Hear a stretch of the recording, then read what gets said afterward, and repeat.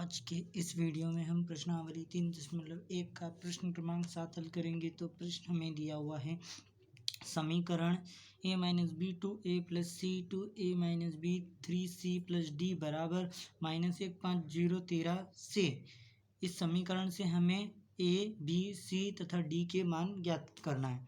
ठीक है, तो हम लिख लेंगे, क्या लिख लेंगे, दिया है तो ये हमें दिया हुआ है। अब ध्यान देना, ये दोनों अवयव है और ये दोनों कैसे हैं, बराबर है। तो हमने समान अवयव की परिभाषा लिखी है, समान या बराबर अवयव की कि दो अवयव समान होंगे या बराबर होंगे। कब होंगे, यदि उनके संगत अवयव बराबर हो। तो इसका संगत अवयव पहला और इसका संगत अवयव पहला बराबर होगा। तो a माइनस बी बराबर हो जाएगा -1 के, a माइनस बी बराबर हो जाएगा -1 के, 2a प्लस सी बराबर हो जाएगा 5 के, 2a प्लस सी हो जाएगा 5 के, 2a माइनस बी बराबर हो जाएगा 0 के, 3c प्लस डी बराबर हो जाएगा 13 के। ठीक है, ये कहाँ से प्राप्त हुए हमने चार समीकरण, ये संगत अवयवों की तुलना करने पर। तो हम लिखेंगे सबसे पहले तो समान अवयव की परिभाषा से दो अवयव बराबर है तो उनके संगत अवयव भी बराबर होंगे, इसलिए संगत अवयवों की तुलना करने पर ये हमने तुलना कर दी। वही चार समीकरण लिखे हुए हैं यहाँ पर, इन्हें समीकरण नाम दे देंगे अपन चारों।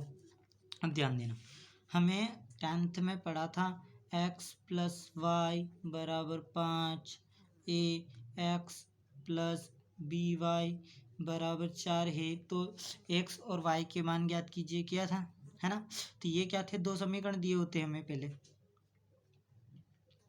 दो समीकरण दिए हैं और दोनों के चर क्या है, समान है। इसका पहले समीकरण का भी चर x है, दूसरे का भी x, पहले का y और दूसरे का भी y, यानी दोनों के चर कैसे हैं, समान है। ठीक है, x x y y, तो हम इसके मान ज्ञात कर सकते हैं, गुणांक कुछ भी हो चलेगा। ठीक है, इसके x और y के मान ज्ञात कर सकते हैं। तो उसी प्रकार देखो समान चर वाले यहाँ पर a माइनस बी है तो a और b चर है। ठीक है, तो ऐसा और समीकरण देखो जिसमें a और b हो।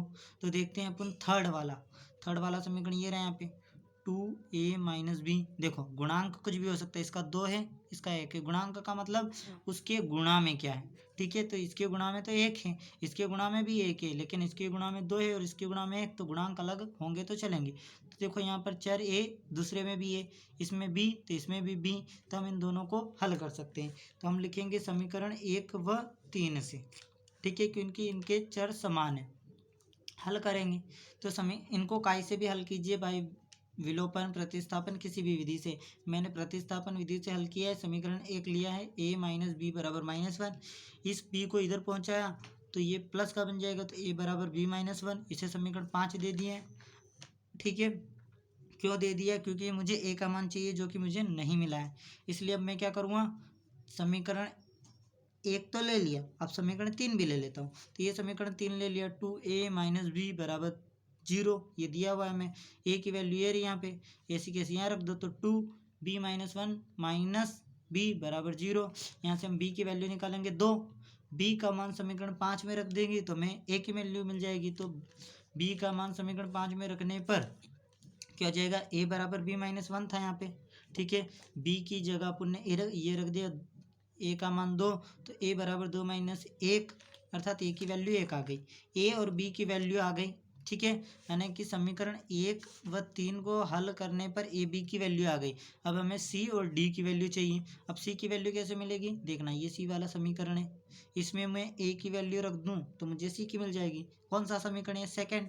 तो समीकरण 2 में a की वैल्यू रखने पर, समीकरण 2 में a का मान रखने पर, ठीक है, समीकरण 2 क्या है, 2a प्लस सी बराबर 5, a की जगह मैंने 1 रख दिया, 2a प्लस सी बराबर 5, c का मान 3 निकल आएगा। उसी प्रकार अब d की वैल्यू चाहिए, तो समीकरण मैं बता देता हूँ, ये 4 है जिसमें मैं c की वैल्यू रख दूंगा तो d की मिल जाएगी। तो मैंने समीकरण 4 में c का मान रखने पर 3c प्लस डी बराबर 13 है, c का मान 3 रखा, 3 या 9 प्लस डी बराबर 13, 9 उधर जाएगा तो d का मान 4। अतः a b c व d के मान क्रमशः 1 2 3 व 4 हैं। धन्यवाद।